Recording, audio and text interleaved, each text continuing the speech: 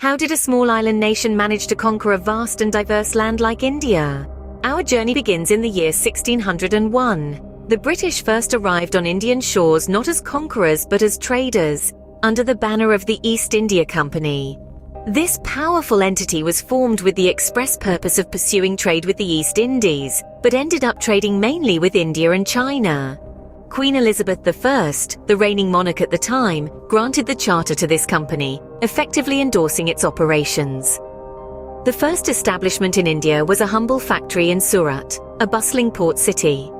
This was soon followed by more factories, springing up in Madras, Bombay and Calcutta, each becoming a stronghold of British influence. The stage was set, the players were in place, and the game of conquest had just begun. As the East India Company established its foothold, it began to evolve from a commercial entity to a political power.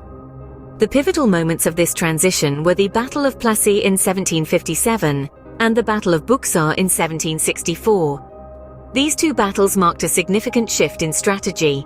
No longer were the British simply merchants seeking trade advantages.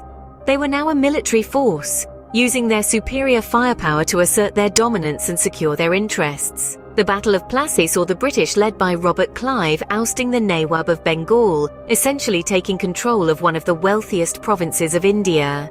This victory was a turning point, signaling the start of British territorial rule in India. 7 years later, the Battle of Buxar solidified this control.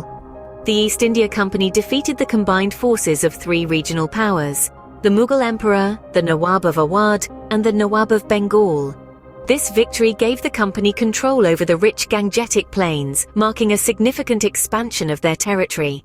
The company didn't stop at military conquest. They employed a variety of political maneuvers to further their reach. The doctrine of lapse, for instance, allowed the British to annex any princely state if the ruler was either incompetent or died without a male heir.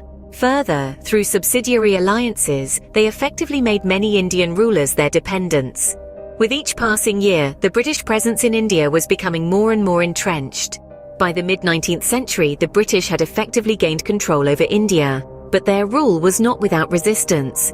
Tensions simmered beneath the surface, leading to the eruption of the 1857 Sepoy Mutiny, a widespread revolt led by Indian soldiers or sepoys, who served in the British East India Company's army. The spark? A new rifle cartridge rumoured to be greased with cow and pig fat, deeply offensive to both Hindu and Muslim soldiers. This rebellion, often hailed as India's first war of independence, though unsuccessful, marked a significant turning point in Indian history. In the aftermath, the British Crown took direct control of India from the East India Company in 1858. The Indian subcontinent was no longer a business venture. It was now an integral part of the British Empire. Queen Victoria issued a proclamation promising to respect the rights of Indian princes. The governance underwent a sea change, with British officials replacing the company's merchants. Yet the new regime continued to enforce policies that favoured British economic interests, often at the expense of Indian livelihoods. The sun never set on the British Empire, but the seeds of revolution had been sown in India. This period of direct British rule, while bringing certain administrative reforms, also fanned the flames of nationalism and sowed the seeds for the struggle for independence that would follow in the 20th century. From a trading company to the rulers of a subcontinent, the British journey in India was marked by ambition, strategy, and force. It began with the simple arrival of the East India Company, a venture that sought to capitalize on the rich resources and bustling markets of the Indian subcontinent. But this was not a story of simple trade. With each passing year, the company grew stronger, more influential. Through a series of battles and political maneuvers, they rose to power, their grip on the country tightening like a vice. India was no longer a trading partner but a pawn in their grand game. Then came the reign and rebellion. The Indian people, their patience stretched thin, rose against their rulers in a desperate fight for freedom. But the flames of rebellion were quashed, and direct British rule was established. The story of British conquest in India is a testament to the fact that the course of history can often be changed by the ambitions of a few.